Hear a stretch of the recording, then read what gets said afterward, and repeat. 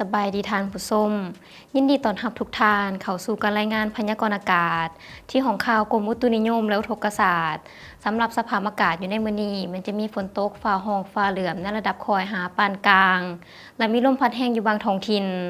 ต่อไปเรามาติดตามเบิ่งแผนที่อากาศและรูปภาพดาวเทียมนำกันเลยความกดดันอากาศต่ำของอากาศร้อนได้ปกคลุมอยู่ทั่วทุกภาคของประเทศลาวโดยกำลังปานกลางสมทบกับกระแสลมตะวันตกพัดปกคลุมซึ่งเฮ็ดให้อากาศมันจะร้อนเอาอยู่ในตอนบ่ายและจะมีฝนตกฟ้าห้องฟ้าเหลื่อมในระดับคอยหาปานกลางและมีลมพัดแรงอยู่บางท้องถิ่นต่อไปเรามาติดตามเบิ่งสภาพอากาศอยู่ในแต่ละภาคนำกันเลยภาคเหนือด้านตะวันออกอากาศเย็นในตอนกลางคืนหาตอนเช้าส่วนตอนบ่ายแม่นอากาศร้อนและจะมีฝนตกฟ้าห้องฟ้าเหลื่อมในระดับคอยและมีลมพัดแรงอยู่บางท้องถิ่นเนื้อที่การปกคลุมของฝนเท่ากับ25ส่วนหอยของภาคอุณหภูมิอยู่ในระหว่าง17-32 องศาภาคเหนือด้านตะวันตกอากาศร้อนเอาพร้อมมีหมอกแห้งปกคลุมอยู่ทั่วไปและจะมีฝนตกฟ้าห้องฟ้าเหลื่อมในระดับคอยอยู่บางท้องถิ่นพร้อมมีลมพัดแรงเป็นบางโอกาสเนื้อที่การปกคลุมของฝนเท่ากับ20ส่วนหอยของภาคอุณหภูมิอยู่ในระหว่าง20-38 องศาที่นครหลวงเวียงจันทน์อากาศร้อนเอาพร้อมจะมีฝนตกฟ้าห้องฟ้าเหลื่อมในระดับคอยอยู่บางบริเวณพร้อมมีลมพัดแรงเป็นบางโอกาสเนื้อที่การปกคลุมของฝนเท่ากับ15ส่วนหอยของพื้นที่อุณหภูมิอยู่ในระหว่าง26-38 องศา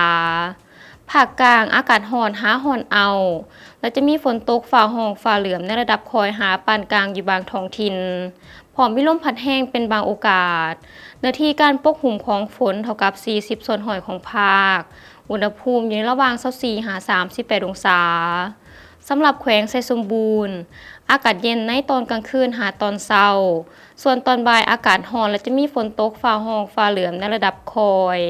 และมีลมพัดแรงเป็นบางโอกาสเนื้อที่การปกคลุมของฝนเท่ากับ20ส่วนหอยของพื้นที่อุณหภูมิอยู่ในระหว่าง19-33 องศาภาคใต้อากาศร้อนอยู่ทั่วไปและจะมีฝนตกฟ้าห้องฟ้าเหลื่อมในระดับคอยหาปานกลางอยู่บางท้องถิ่นพร้อมมีลมพัดแรงเป็นบางโอกาสเนื้อที่การปกคลุมของฝนเท่ากับ50ส่วนหอยของภาคอุณหภูมิอยู่ในระหว่าง25-37 องศาสำหรับเขตภูเพียงบริเวณอากาศเย็นในตอนกลางคืนหาตอนเช้าพร้อมจะมีฝนตกฟ้าห้องฟ้าเหลื่อมในระดับคอยหาปานกลางอยู่บางบริเวณพร้อมมีลมพัดแรงเป็นบางโอกาสเนื้อที่การปกคลุมของฝนเท่ากับ45ส่วนหอยของพื้นที่อุณหภูมิอยู่ในระหว่าง16-27 องศารายงานฝุ่นละอองขนาดน้อยกว่า 2.5 ไมครอนประจำวันที่ 6 พฤษภาคม 2025ที่สถานีบริคำไส้แทกใด56 ไมครอน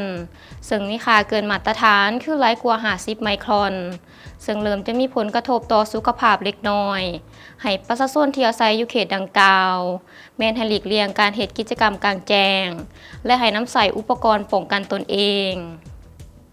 ท่านผู้ชมที่เคารพมาฮอดนี้การรายงานพยากรณ์อากาศก็ได้หมดเวลาลงแล้วท่านสามารถติดตามข่าวสารการพยากรณ์อากาศได้ที่ Facebook และ YouTube ที่ขึ้นด้านลุ่มนี้สำหรับมื้อนี้ขอกล่าวคำว่าสบายดี